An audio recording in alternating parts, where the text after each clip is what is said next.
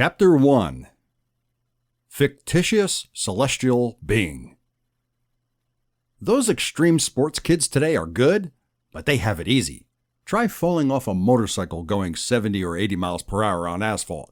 Believe me, nothing equals it. Evel Knievel.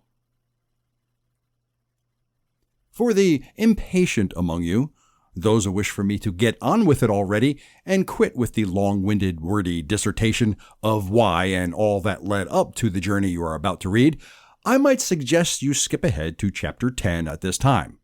If, however, you are ever so slightly curious, please read on, ignoring the moans of those lacking that adventurous spirit and that slight bit of patience. Long-distance travel is a journey which one would take by any means, which will take hours or days to conclude.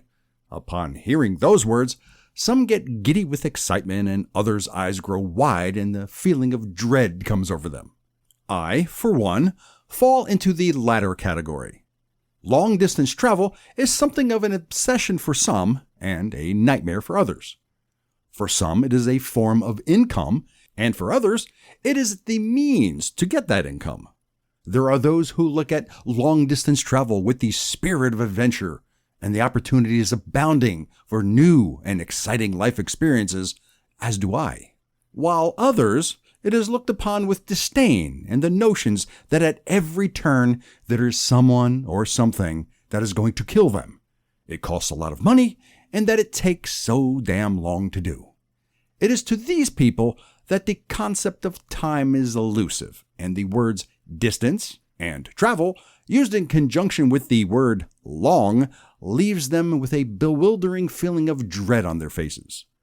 They may often ask if there is a pill they can take at the onset of the journey so that they will fall into a deep slumber and simply wake in their destination, hotel, resort, in their pajamas with the TV remote in one hand and a glass of wine in the other.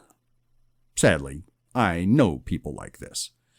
For the sake of argument, I may be one of these people, depending upon the mode of travel, specifically when it comes to air travel. I loathe air travel. I despise it with every fiber of my being. The only thing about commercial air travel I like is getting off the wretched thing. Now, I have flown on many military aircraft during my Navy days, and those I don't mind. Those are good flights, and I would fly on one of those aircraft anytime. Commercial aviation? Well, they can kiss my butt. So please, let me travel by motorcycle. I am in the moment all the time. It is not expensive to run. I always enjoy the trip, and I get to see and be a part of every road, every town, every element, and every person along the way. I am not anxious to get there as I am from behind the wheel of a car or the cramped spaces of an airplane. I am enjoying the getting there. There is a lot of truth to the cliche, it's not the destination, it's the ride. And for the first time in my life, I got to experience that phrase in its entirety. However, I must add, travel by motorcycle is by no means flawless. It is flawed in many ways. Though the mere pleasure of being on your bike, cruising along with the wind in your face, fresh air, and the smooth rumble of your bike beneath you, it is the simple fact that you are part of the elements that surround you and not just passing through them.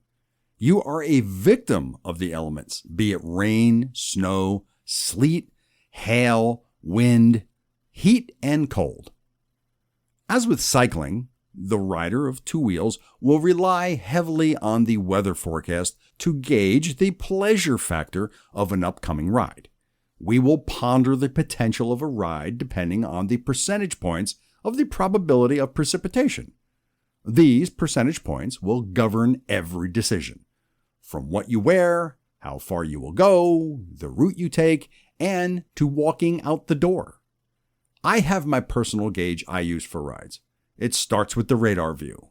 If there are any blobs of green indicating rain, to red indicating the likelihood of being sucked up into a vortex, there is a chance to keep listening to this audiobook. I've left you a link in the description so you can do it at no cost thanks to Audible's 30-day free trial.